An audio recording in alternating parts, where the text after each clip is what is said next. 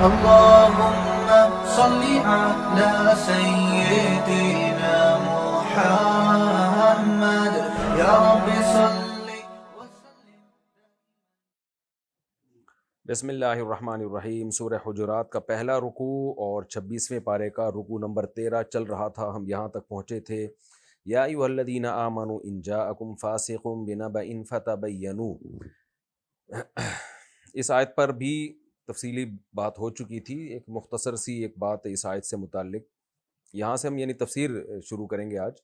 اس سے پہلے تفسیر ہو چکی ہے کہ دیکھیں قرآن مجید میں بتایا گیا ہے کہ کوئی بھی فاسق خبر لے کر آئے تو اس کی تحقیق کرو. اس سے وہ خبر مراد ہے جس خبر کی بیس پر آپ نے کوئی فیصلہ کرنا ہے اور اس فیصلے کی بیس پہ کسی کو نقصان ہو سکتا ہے. نارملی کوئی اگر آپ کو خبر دیتا ہے اور اس کا آپ کی عملی زندگی سے کوئی تعلق نہیں ہے تو وہاں پھر شریعت میں آپ پر تحقیق کرنا واجب نہیں ہے. کوئی بھی کسی کے بارے میں خبر دے تو ضروری نہیں ہے کہ آپ اس کی تحقیق کریں صحیح ہے غلط ہے, کیونکہ آپ کی عملی زندگی سے اس کا کوئی تعلق نہیں ہے, تو اس پہ آپ خاموشی اختیار کر لیں. اور کچھ خبریں ایسی ہوتی ہیں جن کی تحقیق اسلام میں حرام ہے. جیسے کوئی آپ کو آ کے خبر دیتا ہے کہ فلاں نے زنا کیا, فلاں نے بدکاری کی, تو شریعت میں کسی کے گناہ پہ پردہ ڈالنے کا حکم ہے. وہاں فتبینوا کا حکم جاری نہیں ہوگا, بلکہ وہاں پہ تجسس اور تحقیق حرام ہوگی, جیسے کہ آگے سورہ حجرات ہی میں دوسرے رکوع میں آ رہا ہے. تو اس لیے اس آیت کا ایک خاص جو ہے مطلب ہے, وہ مطلب یہی ہے کہ ایسی خبر جس خبر کی بیس پر آپ نے کوئی عمل کرنا ہے اور اس عمل سے کسی کو نقصان ہو سکتا ہے, تو اس میں پھر آپ پر تحقیق لازم ہے. تو اس میں وہ تمام خبریں آ گئیں جو آج کل یوٹیوب, فیس بک, ٹک ٹاک, انسٹاگرام پہ خبریں چل رہی ہیں. سیاسی لیڈروں کا مذاق اڑایا جاتا ہے اور ایک دوسرے پہ الزامات لگائے جاتے ہیں, شخصیتوں پہ الزامات لگائے جاتے ہیں, ان کو بغیر تحقیق کے آگے آپ شیئر کر دیتے ہیں. تو یہ حرام اور ناجائز ہے, کیونکہ لوگوں کا ذہن بنتا ہے, پھر ایک خاص دماغ بننا شروع ہو جاتا ہے, پھر وہ مخالفت میں آتے ہیں, پھر غیبتیں شروع ہوتی ہیں. تو بہت کچھ سوشل میڈیا پہ جھوٹ پلوت کہا جا رہا ہے. کسی نے صحیح کہا ہے کہ ان جاءکم فاسق بنبأ میں سوشل میڈیا سب سے پہلے داخل ہے. تو سوشل میڈیا کی خبروں پر آپ یقین نہ کیا کریں, تحقیق کیا کریں. میں نے بہت دفعہ ایسا ہوا ہے کہ ہمارے ریلیٹیو نے, جاننے والوں نے کوئی دیکھی خبر سوشل میڈیا پہ اور میرے ساتھ شیئر کی اور کسی شخص پہ جھوٹا الزام لگایا, تو میں نے فوراً تحقیق کی تو پتہ چلا وہ الزام 100% غلط تھا, لیکن پوری دنیا میں وہ خبر پھیل گئی تھی اور لوگ اس کو ایسا ابھی تک سچا مان رہے ہیں کہ ایسا ہوا ہے. جبکہ ہم نے جب تحقیق کی پرسنلی اپنے طور پہ تو پتہ چلا 100% جھوٹی خبر ہے وہ. تو ایک نہیں ہے, سینکڑوں خبریں اس طرح کی ہیں فیس بک پہ, سوشل میڈیا پہ. بہت پروپیگنڈا ہوتا ہے, اور خاص طور پر جب کسی کو کسی سے دشمنی ہو جائے تو پھر وہ اس کے خلاف ہر بات کو سچا سمجھنا شروع کر دیتا ہے. تو یہ سب قرآن کی آیات کی مخالفت ہے, قرآنی احکام کی مخالفت ہے. اس سے احتیاط کرنا ضروری ہے. قیامت میں ہر چیز کا آپ کو جواب دینا پڑے گا. سورہ بنی اسرائیل میں ہے ان السمع والبصر والفؤاد کل اولئک کان عنہ مسئولا. تو ہم سے سوال کیا جائے گا, ہم کسی بھی خبر کو آگے نقل کر دیتے ہیں. اسی طرح نبی صلی اللہ علیہ وسلم کی طرف بہت ساری جھوٹی حدیثیں منسوب ہوتی ہیں سوشل میڈیا پہ. یا تو عالم ہو, عالم کو تو پتہ ہوتا ہے کہ یہ حدیث کا اگرچہ ریفرنس نہیں ہے, لیکن عالم کو پتہ ہوتا ہے یہ حدیث ہے یا نہیں ہے, یا وہ تحقیق کر سکتے ہیں. عامی آدمی کو تو پتہ بھی نہیں ہوتا, یہ بھی نہیں پتہ ہوتا کہ تحقیق کہاں سے ہوگی. وہ بغیر تحقیق کے وہ حدیثیں آگے نقل کر دیتے ہیں, لوگ ان حدیثوں کو صحیح سمجھنا شروع کر دیتے ہیں. تو یہ بھی اسی آیت میں داخل ہے. تو 3 قسم کی خبریں میں نے بتائیں کہ ایک خبر وہ جس پر آپ عمل کریں گے تو اس سے نقصان ہو سکتا ہے, تو ان خبروں کا نقل کرنا تحقیق کے بغیر حرام. دوسری وہ خبریں جن کا آپ سے کوئی لینا دینا ہے ہی نہیں, تو ان میں تحقیق کرنا جائز ہے لیکن ٹائم کا ضیاع ہے. اور کچھ خبریں ایسی ہیں جن میں تحقیق شریعت نے حرام قرار دے دیا ہے, کیونکہ ان کا کسی کے لوگوں کی پرسنل زندگی سے ان کا تعلق ہے. تو کسی کی برائی کی خبر, تو اس میں تو تجسس اور تحقیق کرنا حرام ہے. آگے چلتے ہیں. وَاعْلَمُوا أَنَّ فِيكُمْ رَسُولُ اللَّهِ, جان لو تمہارے درمیان نبی اللہ کے رسول, اللہ کے رسول ہیں. لَوْ يُطِيعُكُمْ فِي كَثِيرٍ مِّنَ الْأَمْرِ, اگر وہ ہر چیز میں تمہاری اطاعت شروع کر دیں, بہت ساری باتوں میں تمہاری اطاعت شروع کر دیں, لَعَنِتُّمْ تو تم مصیبت میں پڑ جاؤ گے. یعنی انتظامی امور میں نبی صلی اللہ علیہ وسلم کی حیثیت ایک امیر کی ہے, خلیفہ یعنی اللہ کے نائب اور خلیفہ کی ہے. تو اگر تمہاری ہر بات میں وہ اطاعت شروع کر دیں تو تمہیں ہی نقصان ہوگا. دیکھیں اس کا تعلق بھی ریاستی احکام سے. بعض دفعہ جو حاکم وقت ہے, جو بھی آپ کا امیر ہے یا جنگ میں جو کمانڈر ہے, وہ چیزیں دیکھ رہا ہوتا ہے جو میں اور آپ نہیں دیکھ رہے ہوتے، تو وہ کچھ فیصلے کر رہا ہوتا ہے، ہمیں وہ فیصلے غلط لگ رہے ہوتے ہیں، تو عوام دباؤ ڈالتی ہے، نہیں یہ ایسے نہیں، ایسا ہونا چاہیے. یہ جمہوری حکومتوں میں اسی طرح ہی ملکوں کے بیڑا غرق ہوتے ہیں. جمہوری جہاں بھی نظام حکومت ہوگا، عوام سے پوچھا جاتا ہے کیا کرنا ہے، حالانکہ عوام کے سامنے ساری صورتحال ہوتی نہیں ہے. ڈیم سے متعلق دیکھ لیں نا، ماضی میں بات ہوئی کہ ڈیم بنے گا نہیں بنے گا، تو حکومت کا فیصلہ الگ تھا، پبلک کا فیصلہ الگ تھا، تو بیڑا ہی غرق ہو گیا ملک کا، سیلابوں سے ملک تباہ ہو گیا. تو کیونکہ عوام کو یہ دماغ میں بٹھا دیا گیا کہ یہ حکومت کوئی سیاسی فیور لینا چاہتی ہے، تو رزلٹ کیا نکلا، میں زیادہ ڈیپ میں نہیں جاتا. تو اللہ تعالیٰ نے ایک ریاست کے متعلق ایک یہاں آرڈر دیا ہے کہ حاکم یا امیر بہت دفعہ اس کی نظر بہت دور تک ہوتی ہے، وہ کچھ فیصلہ کرنا چاہتا ہے جس میں اس کے پیش نظر ماتحتوں کا، ملک کا فائدہ ہوتا ہے، لیکن جو ماتحت ہوتے ہیں ان کی نظر وہاں تک نہیں ہوتی. تو اگر کوئی صحیح حاکم ہو اور عوام کا خیر خواہ ہو تو پھر عوام کو چاہیے کہ ویسے بھی انتظامی چیزوں میں حاکم کی اطاعت واجب ہے، چاہے وہ عادل ہو چاہے وہ عادل نہ ہو، نیک ہو برا ہو، تو جائز چیزوں میں بہرحال حکومت کی اطاعت واجب ہے. لیکن جب حاکم نبی صلی اللہ علیہ وسلم ہو تو پھر تو آپ امت کی خیر خواہی میں ہی فیصلہ کریں گے. تو اس لیے اللہ تعالیٰ نے حکم دیا کہ اگر بہت ساری چیزوں میں تمہاری اطاعت شروع کر دیں تو تمہیں نقصان ہوگا. اس سے آپ دیکھیں جمہوریت کتنی بری چیز ہے. صحابہ کرام کو یہ کہا جا رہا ہے کہ امیر اگر تمہاری باتیں ہر چیز میں ماننا شروع کر دیں تو تمہیں نقصان ہوگا، یعنی امیر کو فیصلہ کرنے دو، کیونکہ امیر کی نظر وہاں تک ہوتی ہے جہاں تک ماتحتوں کی نظر نہیں ہوتی. جیسے کہ صلح حدیبیہ ایک ہمارے سامنے بہترین مثال ہے. نبی صلی اللہ علیہ وسلم اور حضرت ابوبکر ایک طرف تھے، بہت سارے اصحاب کو آپ صلی اللہ علیہ وسلم کی رائے ظاہری لحاظ سے سمجھ میں نہیں آ رہی تھی، وہ سمجھ رہے تھے کہ ہم تو دب کے فیصلہ کر رہے ہیں، تو ان کو اشکالات تھے. لیکن اطاعت میں جب صحابہ نے سب نے نبی کی اطاعت کی ہے تو اس اطاعت میں فائدہ کتنا ہوا ہے. تو حاکم وقت یا امیر کی اطاعت کا اسی لیے حکم ہے. امیر کے حکم سے آپ حکم عدولی کریں گے تو اس سے بڑے نقصانات ہوتے ہیں. تو اللہ نے فرمایا اگر وہ تمہاری باتیں ماننا شروع کر دیں تمہیں نقصان ہوگا.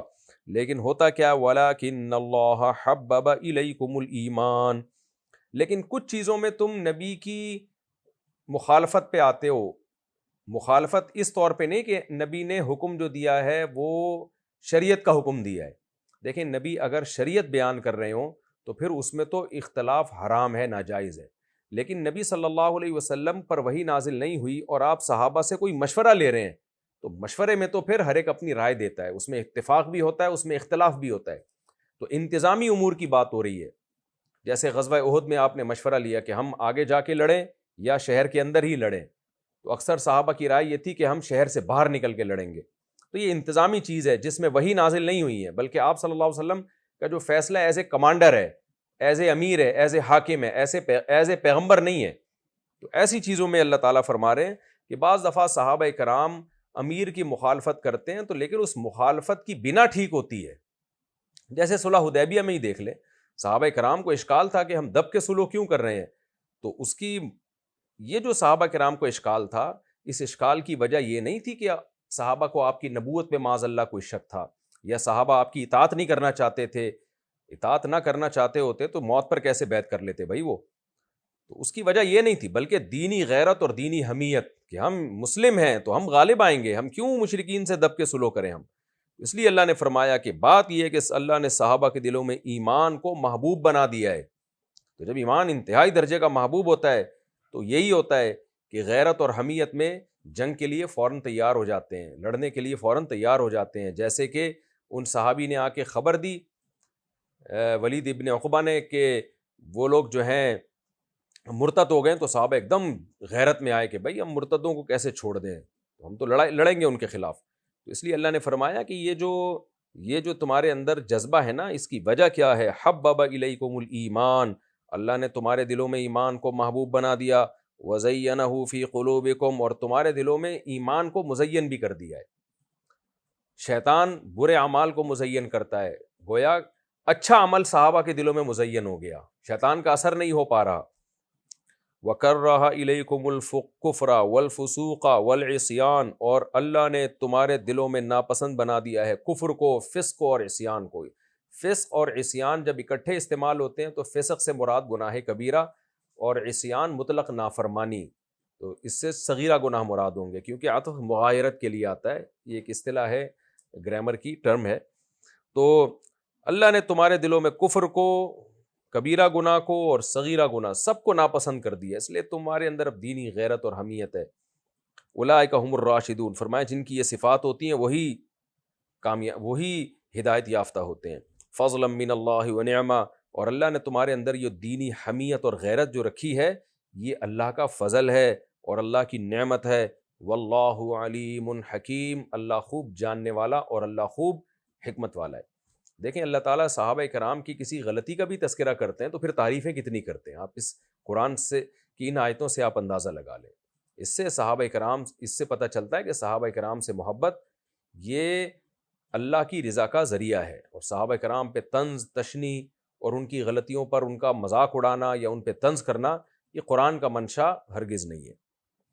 وَإِن طَائِفَتَانِ مِنَ الْمُؤْمِنِينَ اقْتَتَلُوا، اگر مسلمانوں کی دو جماعتیں آپس میں لڑ پڑیں، فَأَصْلِحُوا بَيْنَهُمَا، تو ان کے درمیان صلح کراؤ۔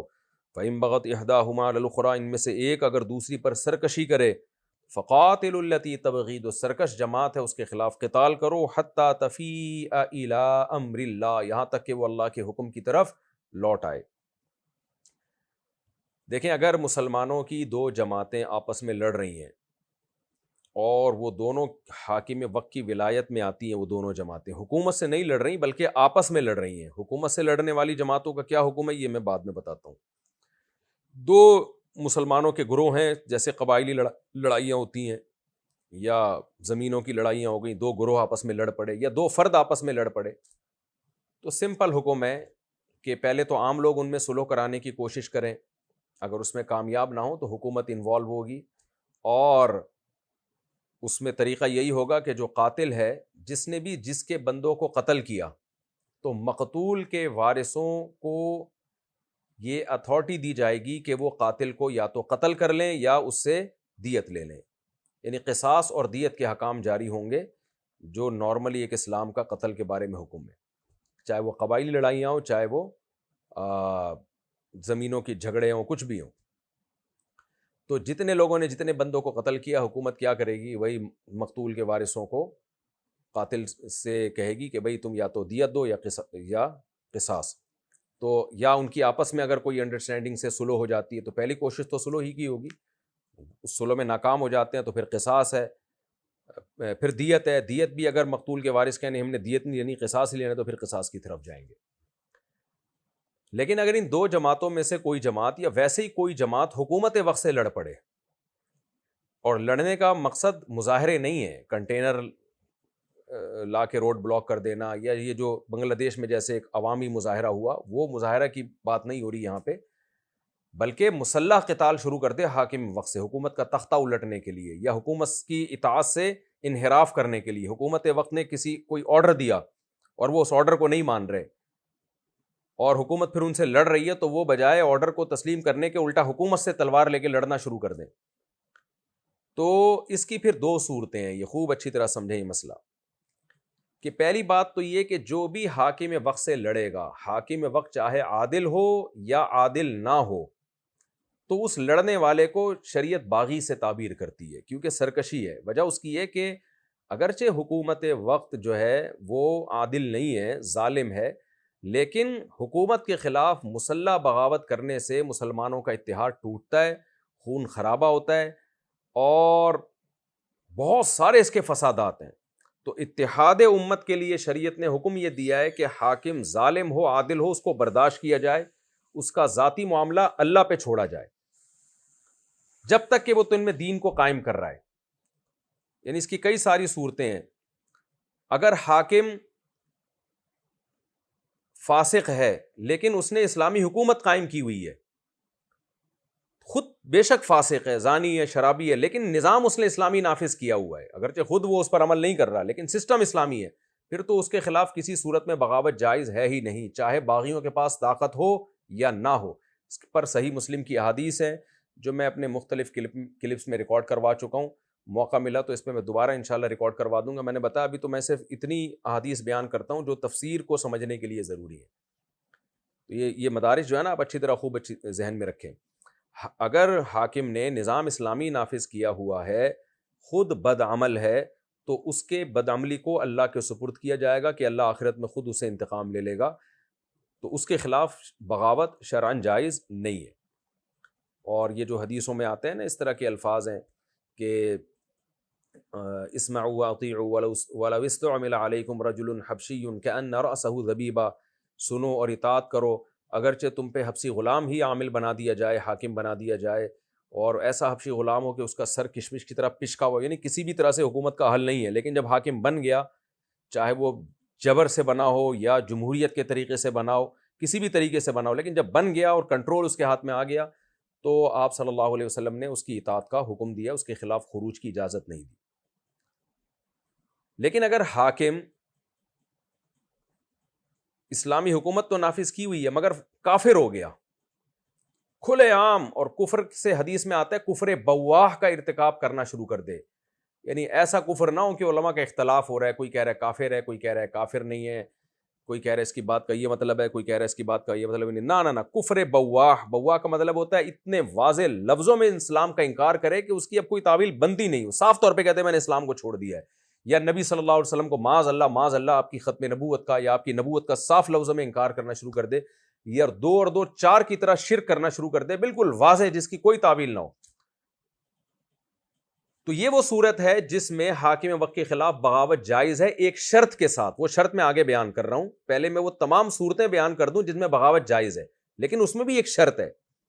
دوسرا یہ ہے کہ وہ ہے تو عادل، لیکن حکومت جو اس نے نظام قائم کیا ہوا ہے وہ اسلامی نظام نہیں ہے، یعنی بہت سارے قوانین غیر شرعی ہیں، جیسے ہمارے کنٹری میں اسلامی حکومت تو ہے، آئین تو ہمارا اسلامی ہے، لیکن اس کا امپلیمنٹ نہیں ہے، بہت سارے حکام ایسے ہیں جو غیر شرعی ہیں، تو حاکم اگرچہ مسلمان ہے لیکن اس نے نظام اسلامی نافذ نہیں کیا ہوا، یا جزوی طور پر اسلام ہے اور امپلیمنٹ ایسا ہے کہ بہت سارے قوانین آپ کے شریعت کے خلاف ہے، تو حاکم واضح لفظوں میں کافر ہو جائے یا اسلام کے نفاذ سے انکار کر دے تو پھر اس کے خلاف بغاوت جائز ہے، بشرطے کہ باغیوں کے پاس اتنی طاقت ہو کہ وہ حکومت وقت سے لڑ کے تختہ الٹ سکتے ہوں اور عادلانہ نظام قائم کر سکتے ہوں۔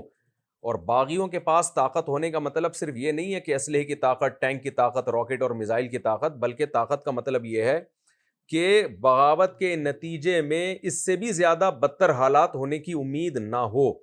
جیسے ہم ریاست پاکستان ہی کو دیکھ لیں، اگر یہاں پر بغاوت کو جائز قرار دیا جائے تو نتیجہ کیا نکلے گا کہ پہلے ہی یعنی بہت سارے ملک جو ہیں وہ بھوکے بھیڑیوں کی طرح ملک پہ حملہ کرنے پر تلے ہوئے ہیں، تو ایسا نہیں ہوگا کہ ریاست اور اسٹیٹ باغیوں کے ہاتھ میں آ جائے اور بالکل عادلانہ نظام قائم ہو جائے، بلکہ بڑی طاقتیں اس کا فائدہ اٹھائیں گی، جیسے کہ لیبیا میں آپ دیکھتے ہیں، عراق میں آپ دیکھتے ہیں کہ کیا حشر ہوا ہے اس کا، کہ جو عالمی اور بڑی طاقتیں ہیں وہ ساری کے ساری جو ہے نا وہ اسٹیٹس اور ریاستوں کے وسائل ان کے قبضے میں چلے گئے۔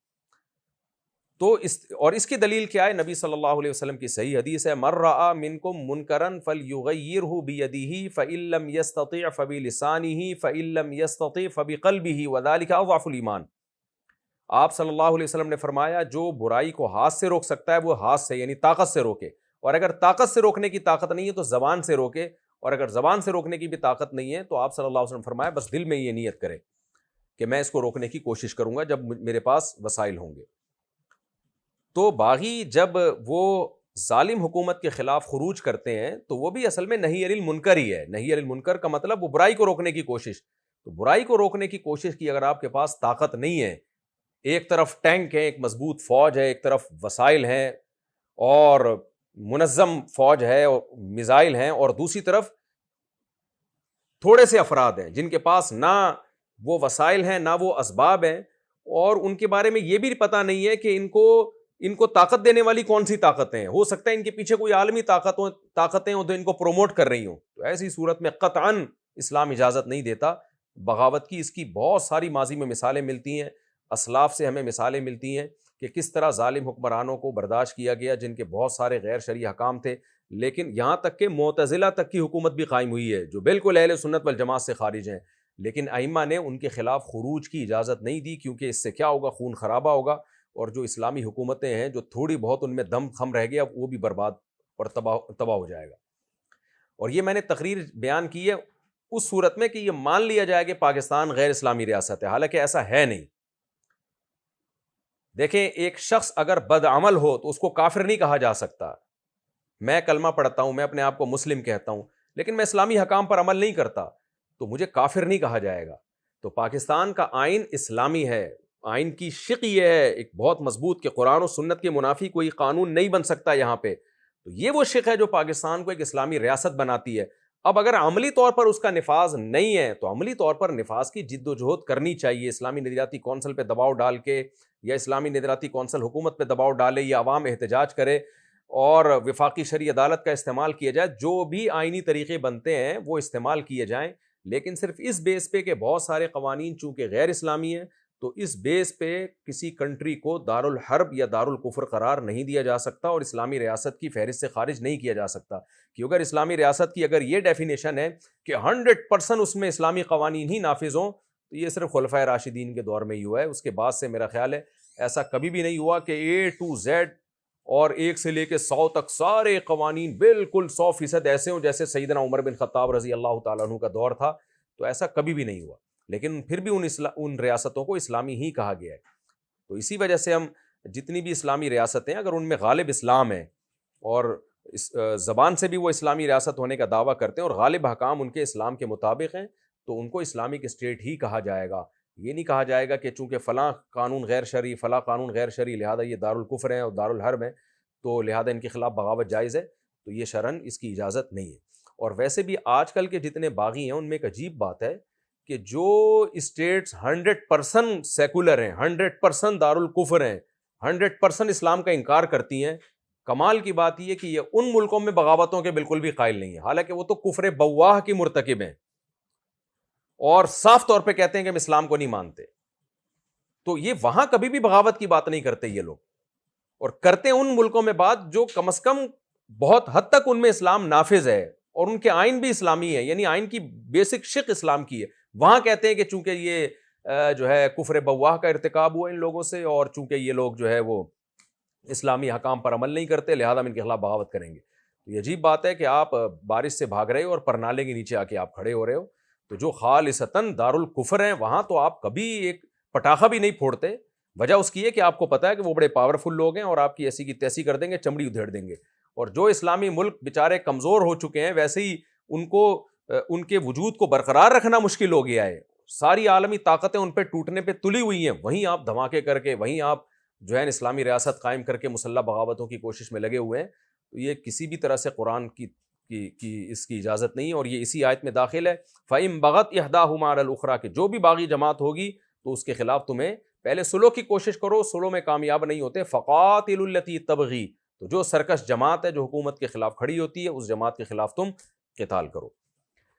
تو اب میں ان باغیوں کے احکام تفصیل سے آپ کو بیان کرتا ہوں کہ ان کے مال کا مال غنیمت کہلائے گا یا کیا حکم ہے. دیکھیں یہ تو میں نے مسئلہ بیان کیا کہ حاکم وقت کے خلاف بغاوت کب جائز ہے کب جائز نہیں ہے. اس کا خلاصہ یہ ہے کہ 2 شرطوں کے ساتھ جائز ہے. ایک تو یہ کہ حاکم غیر اسلامی نظام نافذ کر دے, ٹوٹلی ملک آپ کا دارالکفر بن جائے, اور یا حاکم وقت جو ہے واضح لفظوں میں کافر ہو جائے.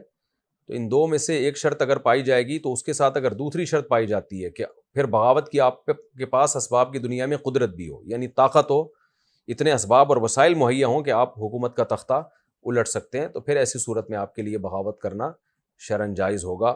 اور اگر دونوں میں سے ایک شرط نہیں پائی جاتی, مثال کے طور پر حاکم کفر بواہ کا مرتکب نہیں ہے, بہت صاف لفظوں میں کافر نہیں ہو گیا, یا یہ کہ وہ آپ کے پاس جو ہے طاقت ہی نہیں ہے, کافر تو ہو گیا لیکن آپ کے پاس اسباب کی دنیا میں طاقت ہے ہی نہیں اس کے خلاف لڑنے کی, جیسے کہ غیر اسلامی اسٹیٹس ہیں, ریاستیں ہیں, جو غیر اسلامی ممالک ہیں, ان میں آپ کے پاس کہاں طاقت ہے, اس لیے تمیز سے سب شرافت سے بیٹھے رہتے ہیں اور کوئی بھی حکومت کے خلاف بغاوت نہیں کرتا, اور شرعاً جائز بھی نہیں ہے کیونکہ ہے کچھ بھی نہیں آپ کے پاس, آپ خام خواہ میں فساد پھیلا رہے ہو.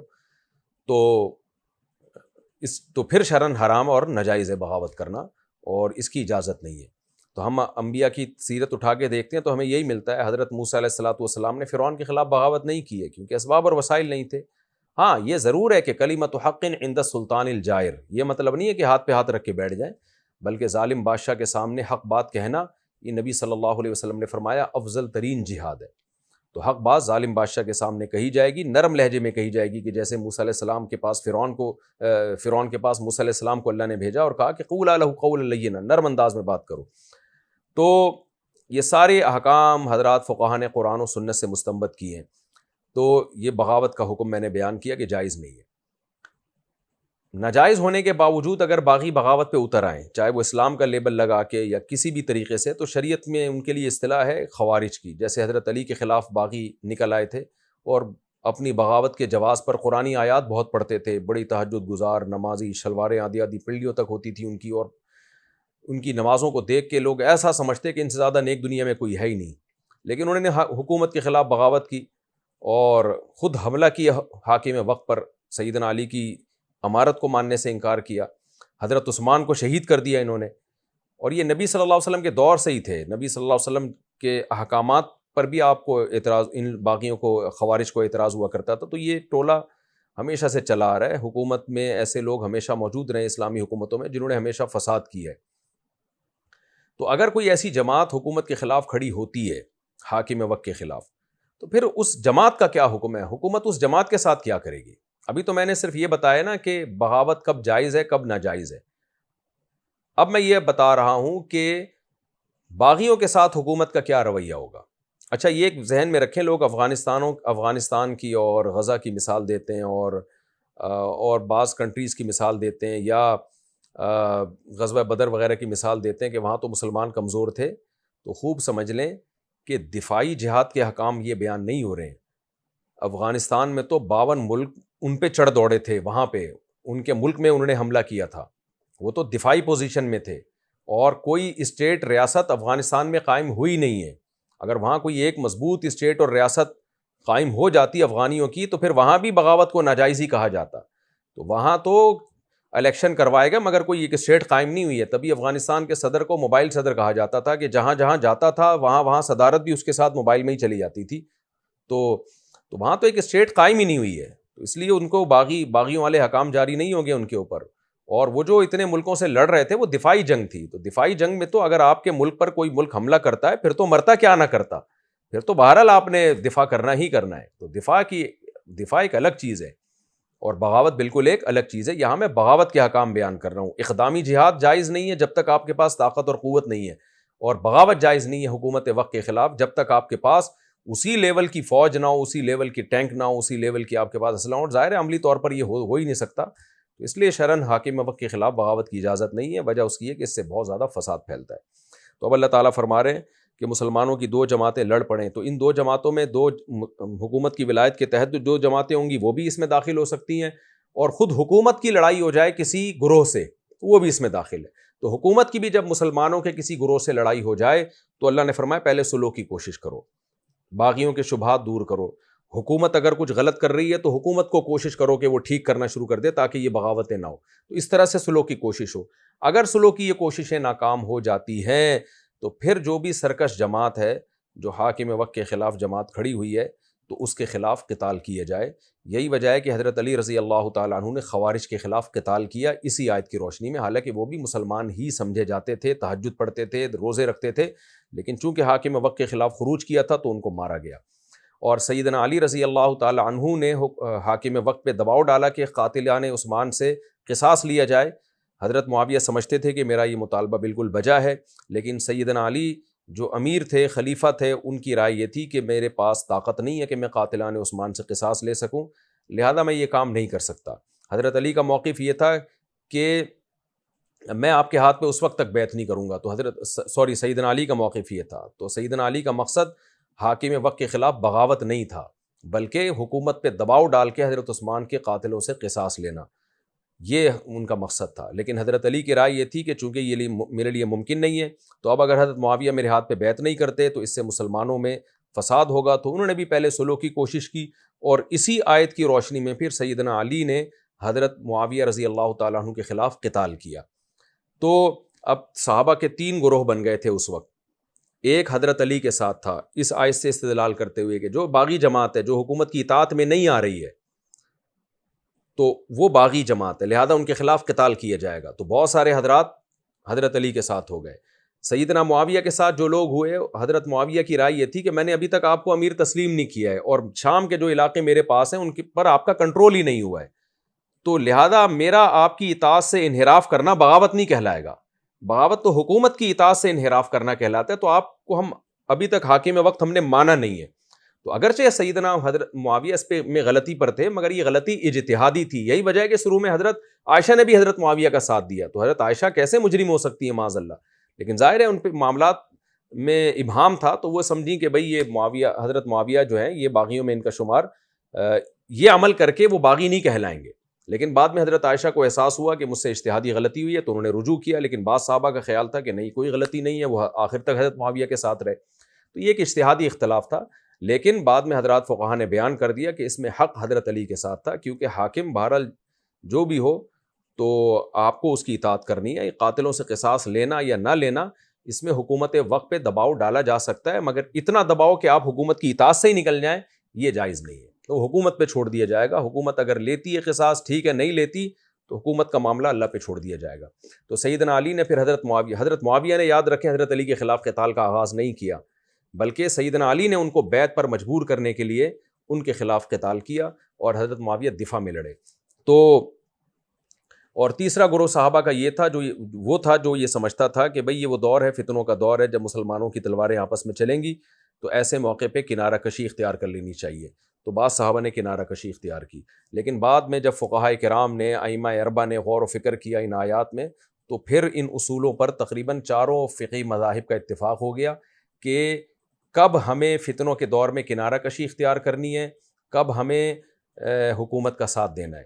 تو وہ جو احکام فقہا نے مستنبط کیے صحابہ کے عمل کو دیکھ کے، سیدنا علی کے عمل کو دیکھ کے، کیونکہ اس میں سیدنا علی کے عمل کو بنیاد بنایا گیا ہے. آگے بھی جو میں باغیوں سے متعلق احکام بیان کروں گا وہ سارے حضرت علی سے منقول ہیں. جو ان کا ایٹیٹیوڈ تھا باغیوں کے بارے میں، وہ قیامت تک کے لیے ایک لا بن گیا کہ اسلامی تاریخ میں جب بھی بغاوت ہوگی تو باغیوں کے ساتھ کیا کیا جائے گا، اس کے کیا احکام ہیں. تو فقہ کی کتابوں میں وہ سب احکام آ گئے. تو اس کا خلاصہ یہ ہے کہ اگر باغیوں کے پاس لڑنے کی طاقت تھی، ایک فوج تھی، ایک جماعت تھی، تو پھر ان باغیوں سے جب قتال کیا جائے گا تو قتال کے دوران جو بھی مقابلے میں آئے گا ان کو قتل کرنا بھی جائز ہے، اور ان کے زخمیوں کو بھی قتل کیا جائے گا، اور جو ان میں راہ فرار اختیار کر لیں تو ان فرار کرنے والوں کا بھی تعاقب کیا جائے گا، ان کو بھی قتل کرنا جائز ہے تاکہ باغیوں کا زور ٹوٹ جائے. لیکن ان کے مال کو مال غنیمت کے طور پہ استعمال نہیں کیا جائے گا، ان کی عورتوں کو باندی نہیں بنایا جائے گا، اور ان کے مردوں کو غلام نہیں بنایا جائے گا، یعنی کافروں والا سلوک نہیں کیا جائے گا. اور ان باغیوں نے کہ جب ان کی طاقت ٹوٹ جائے گی، ان کو پکڑ لیا جائے گا، تو ان باغیوں نے جو حکومت کے لوگوں کو قتل کیا ہوگا ان سے پھر ان باغیوں سے قصاص نہیں لیا جائے گا، یعنی اس قتل کو معاف کیا جائے گا.